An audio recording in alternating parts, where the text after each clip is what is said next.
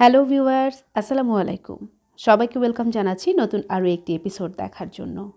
আজকে তৈরি করব পানির ভাপে তৈরি চাউলের গুঁড়ার ভাপা কেক। হাতে মাত্র 15 থেকে 20 মিনিটের মতো সময় থাকলে তৈরি করে ফেলতে পারবেন এই মজার কেকটি।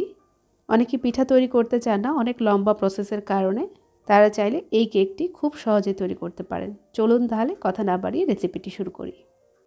ভাপা কেক তৈরি করার জন্য একটা মিক্সিং বোলে নর্মাল টেম্পারেচারে 2টা ডিম নিয়েছি। ডিমগুলো যদি নর্মাল ফ্রিজে থাকে তাহলে অবশ্যই 1 ঘন্টা আগে নামিয়ে রাখতে হবে। আর এর জন্য নিয়েছি 1 কাপের মতো চিনি। আর চিনিটা প্রথমে আমি অর্ধেকটা পরিমাণ দিয়ে দিচ্ছি।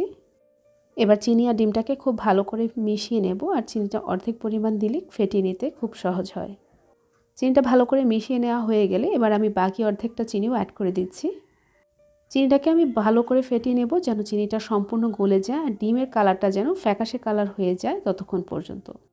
আর আপনারা চাইলে ইলেকট্রিক বিটার কিংবা ব্লেন্ডারের মাধ্যমে এই কাজটা খুব সহজে করে নিতে পারেন। তবে সবার বাসায় যেহেতু ইলেকট্রিক বিটার থাকে না, সেজন্য আমি হুইক্সের মাধ্যমে এটা করে নিচ্ছি। আমার প্রায় 5 থেকে 6 মিনিটের মতো সময় লেগেছে ডিম আর চিনিটাকে এভাবে ফেটিয়ে নিতে। এবার ডিম আর চিনির মিশ্রণের মধ্যে অ্যাড করে দিয়েছি 1 চা চামচ পরিমাণ ইস্ট আপনারা যে কোনো ধরনের বড় সুপার শপ কিংবা মুদি দোকানে পেয়ে যাবেন। আর হাতের কাছে ইস্ট না থাকলে আপনারা চাইলে 1 চা চামচ পরিমাণ বেকিং পাউডারও অ্যাড করতে পারেন। আর এবার এখানে অ্যাড করে দিয়েছি 1/4 কাপের মতো গুঁড়া দুধ। আর গুঁড়া দুধটা অবশ্যই দেওয়ার চেষ্টা করবেন, এতে করে পিঠাটা খুব ভালো লাগে খেতে। দিয়ে দিচ্ছি পরিমাণ মতো লবণ। সব কিছু ভালো করে মেশানোর পর এবার আমি এখানে অ্যাড করে দিয়েছি শুকনা চাউলের গুঁড়া 2 কাপের মতো। প্রথমে অর্ধেকটা পরিমাণ চাউলের গুঁড়া দিয়ে ভালো করে মিশিয়ে নিচ্ছি। তারপরে বাকি অর্ধেকটা দিয়ে মিশিয়ে নেব। তবে এখানে 2টা ডিমের মধ্যে 2 কাপ চালের গুঁড়া অনেক ঘন একটা ব্যাটার তৈরি হয়ে যাবে।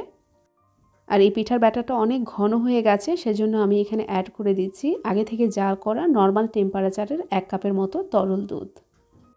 এবার দুধটা দিয়ে খুব ভালো করে এই মিশ্রণটাকে মিশিয়ে নেব যেন কোনোভাবে দলা পাকিয়ে না থাকে। সম্পূর্ণ মিশ্রণটা মেশানো হয়ে গেছে, এবার এটাকে ভাপ দেওয়ার পালা। আর এই কেকগুলোকে ভাপ দেওয়ার জন্য আমি ছোট 3টা বাটি নিয়েছি। আপনারা চাইলে আরও ছোট কিংবা আরও বড় বাটিতেও এটাকে সেট করতে পারেন। আর বাটির মধ্যে আমি সামান্য একটু তেল ব্রাশ করে নিয়েছি যেন এটা ভাপ দেওয়ার পরে খুব সহজেই খুলে আসে। মোটামুটি এই বাটিগুলোর মধ্যে আমি এই ব্যাটারটাকে এই পরিমাণে ভর্তি করে নেব। এবার আমি উপর থেকে কিছুটা ড্রাই কোকোনাট দিয়ে দিচ্ছি। আপনারা চাইলে ফ্রেশ নারকেলটাও দিতে পারেন। আর ফ্রেশ নারকেলটা দিলে কিন্তু এটা খেতে আরও বেশি ভালো লাগবে। এবার ডেকোরেশনের জন্য কিছুটা পরিমাণ কিশমিশ আর চেরি কুচি দিয়ে দিচ্ছি। আপনারা চাইলে শুধুমাত্র কিশমিশ দিয়েও এটাকে সাজিয়ে নিতে পারেন। কেকগুলো রেডি হয়ে গেছে, এবার এটাকে ভাপ দেওয়ার পালা। সেজন্য একটা হাঁড়িতে আমি প্রায় 5 কাপের মতো পানি নিয়েছি আর তার মধ্যে একটা স্ট্যান্ড বসিয়ে দিয়েছি। এবার স্ট্যান্ডের মধ্যে আমি বাটিগুলো বসিয়ে দিচ্ছি। আর পানির লেভেলটাকে এমনভাবে রাখতে হবে যেন কোনোভাবে পানিতে বলক চলে আসলেও পানিটা কেকের উপরে না চলে আসে। এবার চুলার আঁচটাকে আমি একেবারে মিডিয়াম থেকে একটু কম আঁচে রেখে এটাকে এভাবে ভাপ দিয়ে নেব 15 থেকে 20 মিনিটের মতো। প্রায় 20 মিনিট পর একটা টুথপিক দিয়ে আমি কেকটাকে চেক করে নিয়েছি। টুথপিকটা ক্লিন এসেছে, তার মানে কেকটা হয়ে গেছে।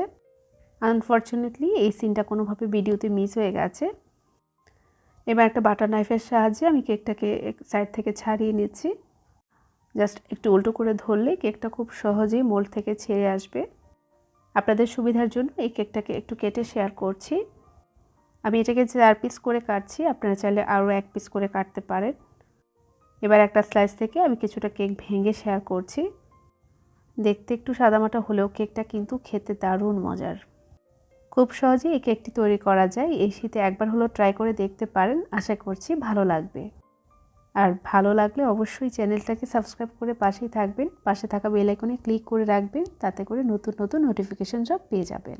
আবারও দেখা হবে নতুন কোনো রেসিপিতে ইনশাআল্লাহ। আজকের মতো এখানে বিদায় নিচ্ছি। আল্লাহ হাফেজ।